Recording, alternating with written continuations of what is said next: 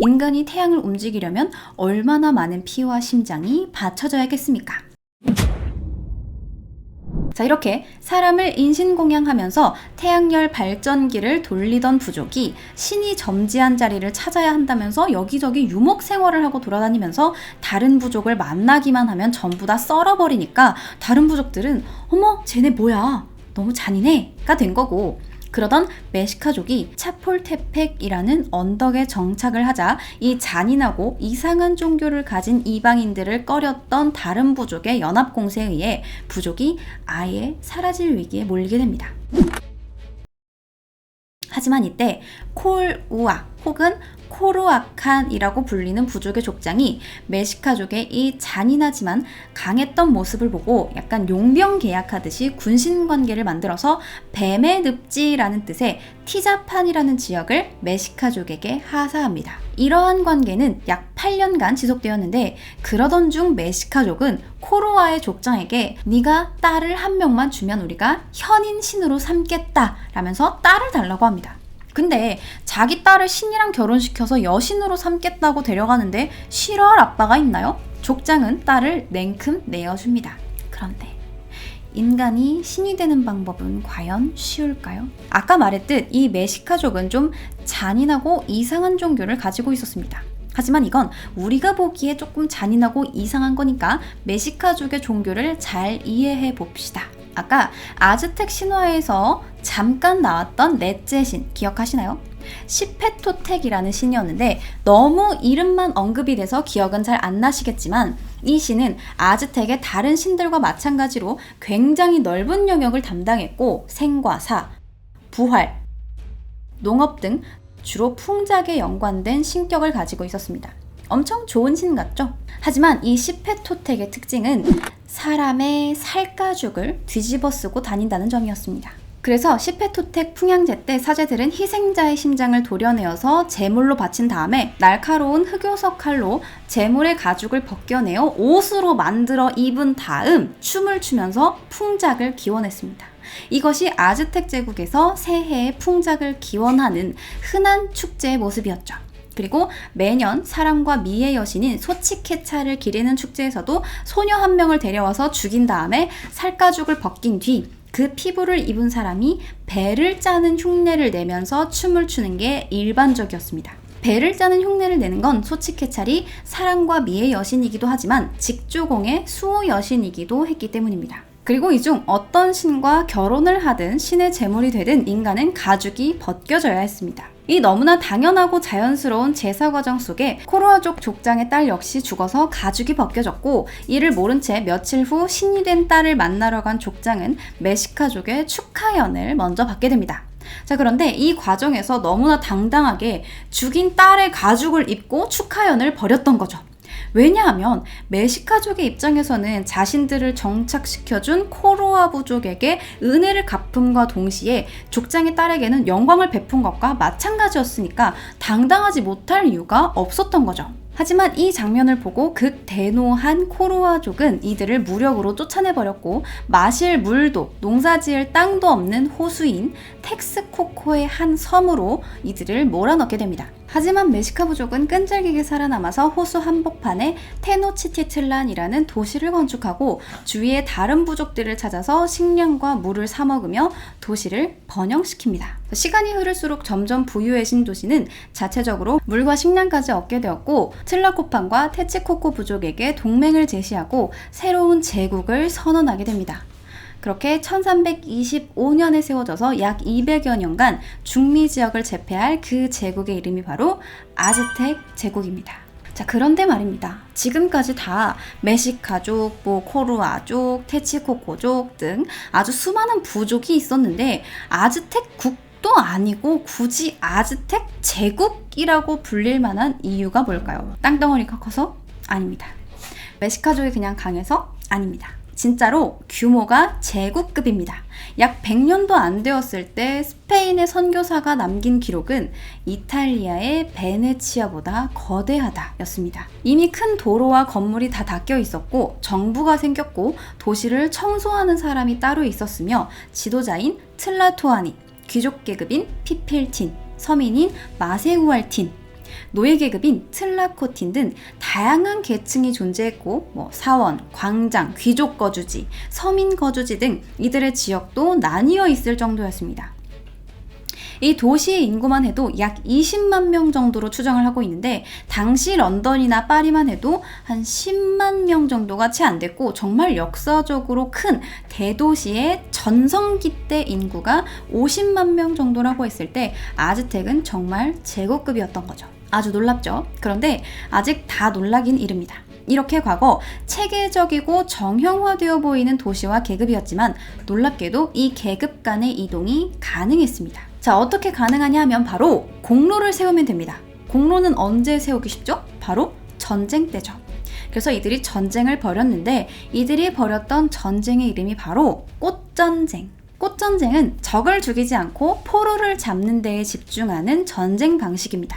당시 왕이었던 몬테수마 1세가 만든 제도인데 몬테수마는 아주 놀랍게도 최초로 간음과 기타 범죄들에 대한 형량을 명문화시켰고 텔포크칼리라는 학교를 지어서 평민들에게도 기본적인 교육을 시켰으며 귀족들을 위한 고급 학교까지 세웠습니다. 게다가 꽃전쟁을 수행하기 위해서 매우 특이한 직책을 두었는데 일종의 이건 외교관이에요.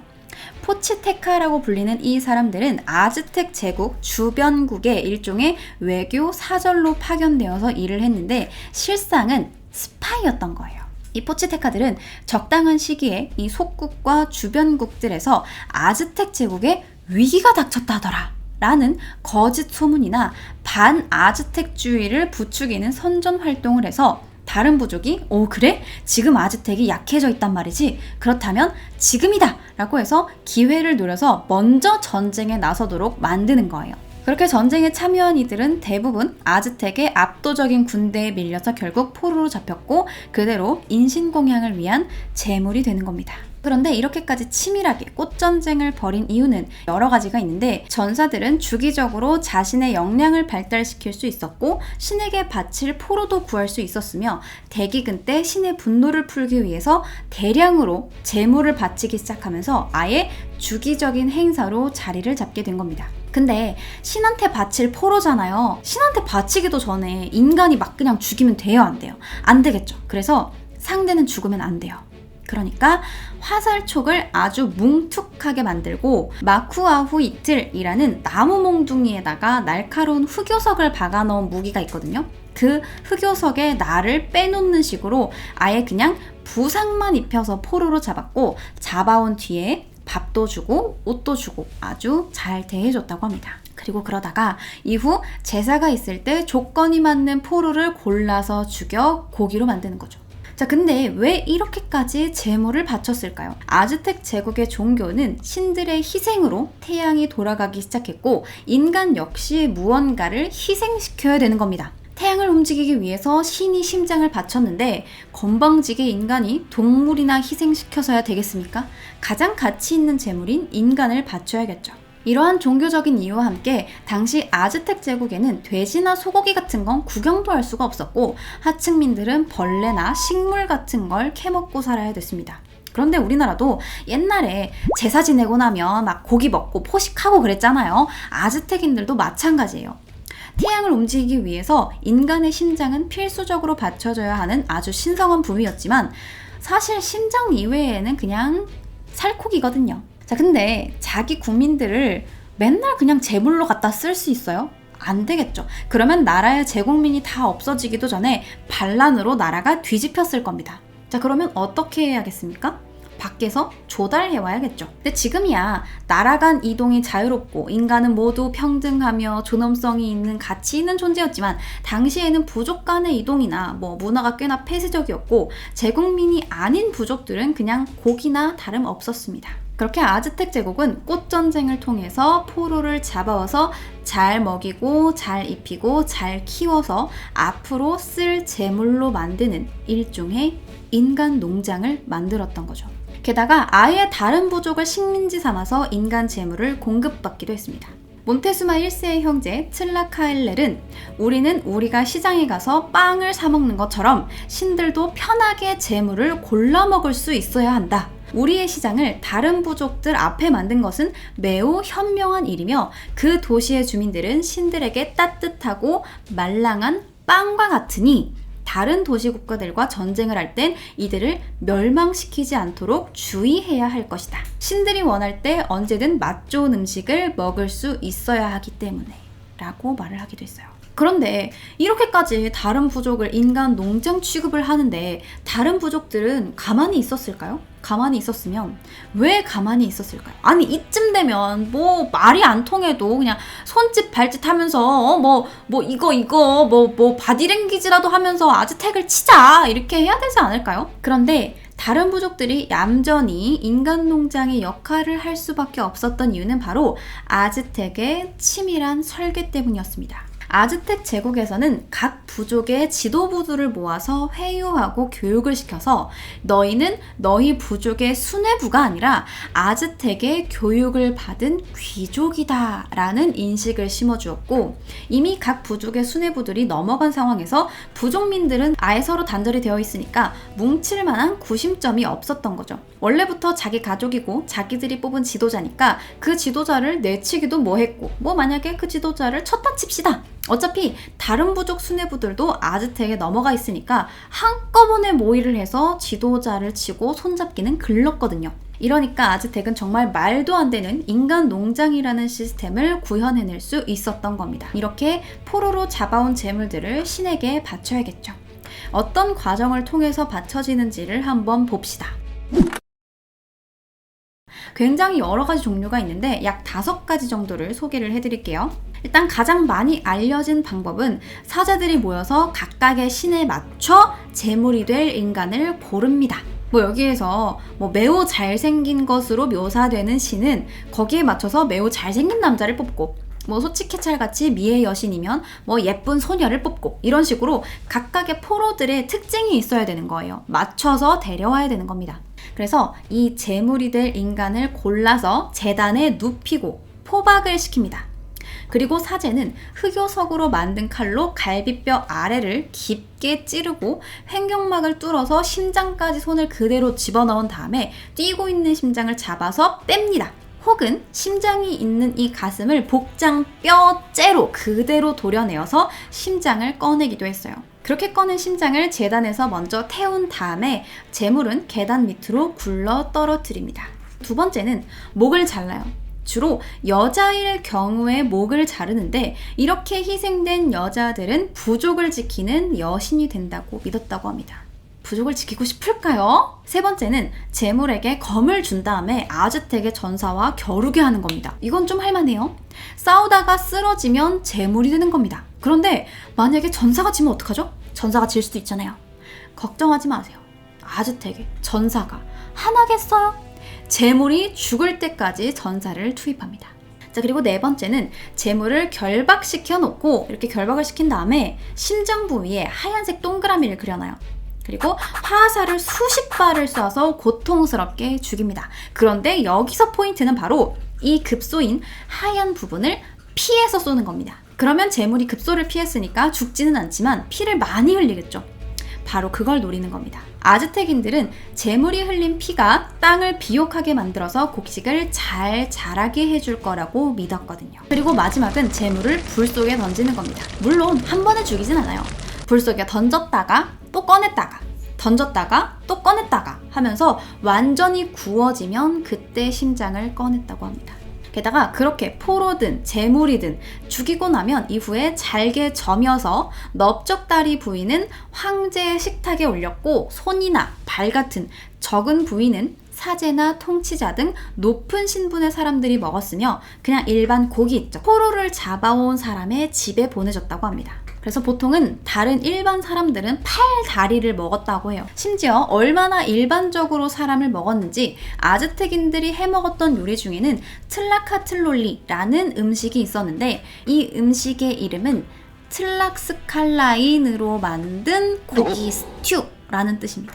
자, 그런데 이렇게까지 인간이 인간을 잡아먹으면 뭔가 문제가 생기지 않을까요? 소도 소를 먹으면 광우병에 걸리고 인간도 근친혼을 하면 유전병에 걸리지 않습니까? 그런데 식인을 하면서 이 아즈텍인들은 어떻게 멀쩡할 수 있었을까요? 바로 비밀은 머리에 있습니다.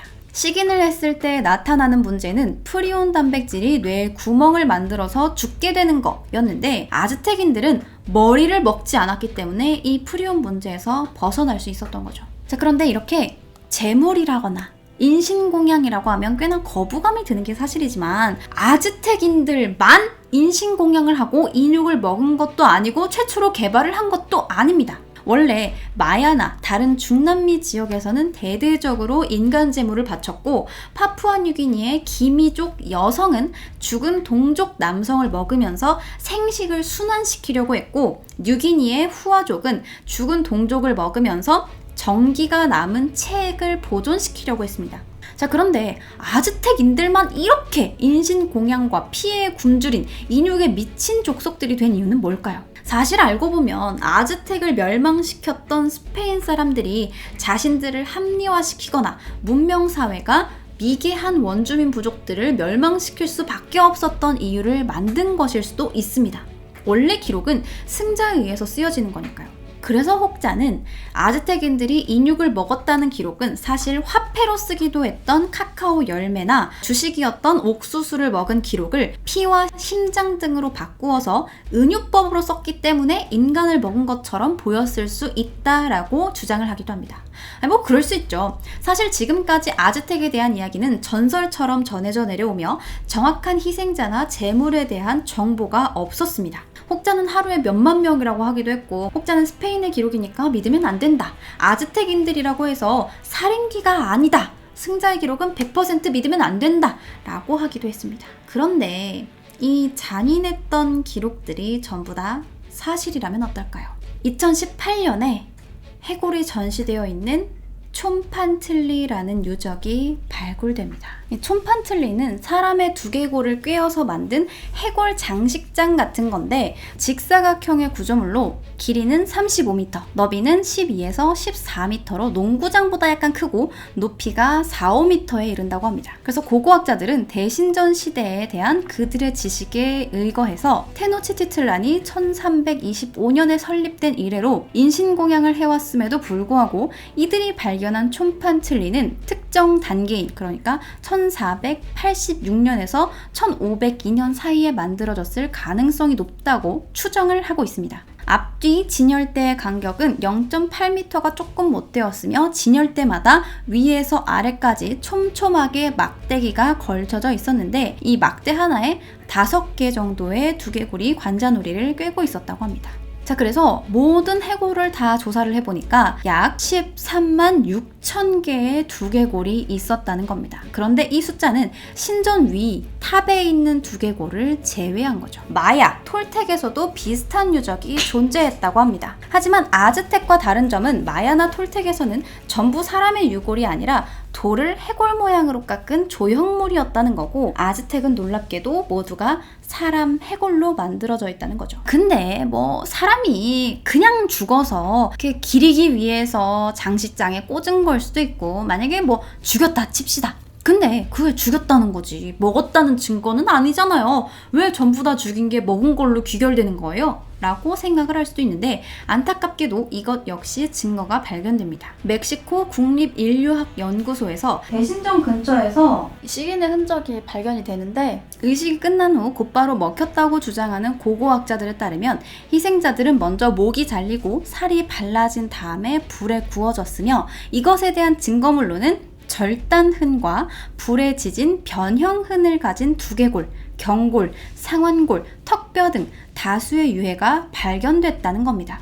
우리도 곰국 같은 거 끓이면은 뼈 막 고아봐요. 그러면은 그 뼈에 이렇게 흔적이 남잖아요. 약간 그런 흔적이 발견이 됐다는 거예요. 그렇다면 지금까지 밝혀진 바에 의하면 아즈텍인들이 대량 살상을 한 것과 식인을 한 것 역시 모두 사실이 되는데 왜 이렇게까지 사람을 먹어야 했을까요? 이것 역시 여러 가지 설로 나뉩니다. 첫 번째는 제의적 의미로 먹었다는 설입니다. 다른 뉴기니의 부족이 인육을 섭취하면서 다른 부족인들의 정기를 흡수하는 것과 같은 맥락이라는 거죠. 신에게 바쳐진 제물은 신의 정수를 담고 있다고 믿었으므로 제물로 바쳐진 이들을 뜯어 먹음으로써 신앙심을 더 깊게 할 수 있었다는 겁니다. 일종의 스페셜한 음복 정도였던 거죠. 하지만 여기에 따르는 논란은 제사 자체가 너무 잦았다 정도이고, 두 번째 설은 단백질이 부족해서 라는 설입니다. 이들은 돼지나 소 같은 것을 사육한 적이 없고 꾸준한 단백질 공급원이 없었기 때문에 인간을 섭취하면서 단백질을 꾸준히 섭취했다라는 설입니다. 그에 대한 증거는 이들은 보통 벌레나 식물을 주로 먹었고 정말 가끔 원숭이 같은 고기를 먹었다는 건데, 그런 와중에 인간이라는 단백질 공급원이 나타났으니까 이걸 먹을 수밖에 없었다는 거죠. 물론 이것도 논란거리가 있습니다. 인간이 아니어도 칠면조나 다른 다양한 야생동물들을 잡아먹으면서 단백질을 보충할 수 있었다라는 의견도 존재해요. 하지만 타임머신이 개발되기 전까지 우리가 모든 사실을 정확하게 알아낼 수는 없으니까 이러한 가설들도 존재했다 정도만 알아두시면 좋을 것 같아요. 그러면 아즈텍인들이 인신공양을 하고 인육을 먹은 건 사실입니다. 그런데 이렇게까지 유명한 이유는 인신공양 이외에도 꽤나 잔인했던 문화 때문인데요. 실제로 아즈텍 제국의 문명 유물 중에는 눈살이 찌푸려지는 것들이 꽤 많습니다. 그중 하나가 바로 호루라기입니다. 1999년 멕시코 케찰코아틀 신전에서 발견된 유물이 쥐고 있었던 해골 모양 호루라기입니다. 처음 발견될 때까지만 해도 고고학자들은 이 호루라기가 그냥 장식용 장난감 같은 거라고 생각을 했는데, 15년 뒤에 이 유물의 용도가 사실은 호루라기였다라는 사실이 밝혀집니다. 게다가 이 호루라기는 인간의 후두 모양과 매우 흡사하게 만들어져서 이 호루라기를 부는 순간 바람 빠지는 듯한 인간의 비명소리가 들립니다. 이 비명소리가 나는 해골 호루라기는 데스 휘슬이라고 불리는데, 정확하게 언제 이 휘슬을 사용했는지는 알 수 없지만 적들과 싸울 때 스페인 정복자들의 기록에 언급된 아즈텍인들은 싸울 때마다 요란한 비명소리를 질렀다라는 내용이 존재하는 걸로 보아 사냥이나 전쟁을 나갔을 때 공포를 불러일으키기 위해 불었다는 이야기도 있고, 인신공양제 때 사용했다는 이야기도 있는데, 이 데스 휘슬이 케찰코아틀 신전에서 처음으로 다량으로 발굴이 되었기 때문에 신전에서 의식용으로 쓰였다라는 가설도 존재합니다. 근데 문제는 이거를 이제 여러 개를 한꺼번에 불었다는 거죠. 그리고 아즈텍에서 일어난 또 다른 잔혹한 일은 바로 어린 아이들을 제물로 바치기도 했다는 겁니다. 기억하실지 모르겠는데 물과 비의 신 틀랄록에게 바쳐지는 제물이 있었는데, 옥수수를 재배하던 아즈텍인들인 만큼 농사에 대해서 매우 민감할 수밖에 없었겠죠. 그래서 이때 허리케인이나 홍수가 들이닥치면 틀랄록이 노해에서 벌을 준다라고 생각했고, 비가 충분히 온다면 틀랄록의 은혜 덕분이며, 틀랄록이 가장 분노했을 때 인간들에게 내리는 최악의 재앙은 바로 가뭄이었다는 겁니다. 우리나라에서도 비가 내리지 않으면 기우제를 지내곤 했는데 아즈텍도 마찬가지였던 거예요. 근데 얌전하게 그냥 춤추고 노래 부르면서 기우제를 지내지 않았겠죠. 바로 아이들을 데려와서 끼지 않고 울립니다. 이 어린아이들이 눈물을 많이 흘릴수록 땅이 비옥해진다고 믿었는데, 애들이 울란다고 그냥 울겠어요? 우는 것도 얼마나 힘이 든대요. 그냥 비가 안 와요, 틀랄록님 비를 내려주세요, 이렇게 하는 게 아니에요. 정말 애기들이 닭똥 같은 눈물을 뚝뚝 흘려서 땅에 떨궈야만 효과가 있는 거니까 아무 이유 없이 울기가 얼마나 힘들겠어요. 그러니까 종종 울지 않는 아이들이 나타나곤 합니다. 이럴 때 사제들이 아이들에게 쓰는 방법이 있죠. 바로 어린 아이들의 손톱을 뽑아서 고문을 하는 겁니다. 손톱을 뽑는데 울지 않는 아이는 없으니까요. 그렇게 아이들이 우는 동안 사제들은 기도문을 읽고 아이들을 제단으로 데려가서 목을 베어 죽였다고 합니다. 굳이 아이들이어야 했던 이유는 틀랄록이 틀랄로케라는 키가 작은 시종을 데리고 다녔기 때문에 틀랄록에게 어린아이가 제물로 딱 맞는다라고 생각을 했던 겁니다. 그런데 아즈텍인들은 이거를 정말 나쁜 의도로 한 게 아니에요. 이렇게 희생된 아이들은 틀랄록의 낙원인 틀랄로칸으로 가서 행복하게 살 수 있을 거라고 믿었다고 합니다. 이거는 아즈텍인들의 입장이고, 우리나 다른 부족이 보기에 엄청나게 잔혹한 일들을 매일 일삼았던 아즈텍이 멸망하는 건 시간 문제 같았죠. 그리고 실제로도 얼마 지나지 않아 그들이 옵니다.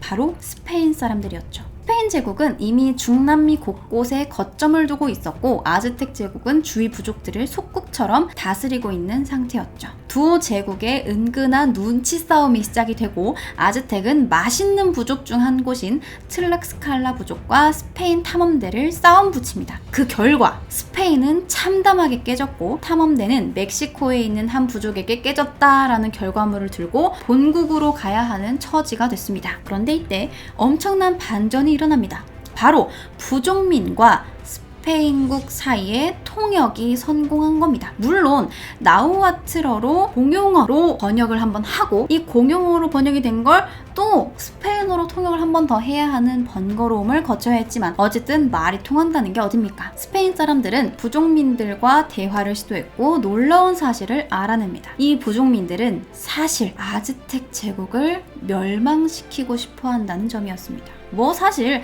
놀랍지도 않아요. 앞서 말했듯 아즈텍은 치밀하게 부족 수뇌부를 구슬렸고 부족민들은 들고 일어나고 싶어도 뭉칠 수가 없으니까 아즈텍에게 따라주고 있는 상황이었거든요. 이렇게 부족민들의 분노가 쌓일 대로 쌓인 상황에서 외계인인지 외국인인지 알 수는 없지만 어쨌든 피부 하얀 인간들이 나타나서 말이 통하니까 얼마나 반가웠겠습니까? 심지어 목표도 자기들이랑 같아 보이죠. 그렇게 스페인은 부족민들을 자기 편으로 끌어들여서 아즈텍 제국이 생긴 과정과 같이 아즈텍을 치고자 합니다. 아즈텍은 애초에 쫓겨난 메시카족이 다른 부족들과 연합을 해서 새 제국을 세운 거잖아요. 그래서 같은 과정으로 이번 연합군은 스페인 병력이 섞인 속국 연합이 되는 거죠. 스페인은 돼지와 말 등 신문물과 함께 천연두 바이러스까지 가지고 들어오게 되었고 그렇게 전염병으로 약해진 데다가 전쟁을 해봐야 대체로 꽃전쟁처럼 포로들을 살려서 데려오는 식의 전쟁을 하다 보니까 스페인 군대의 대장인 우두머리가 있잖아요. 그래서 이 우두머리를 꽃전쟁처럼 똑같이 그냥 머리를 후려쳐가지고 기절을 시킨 다음에 이걸 질질질 끌고 가고 있었어요. 근데 나중에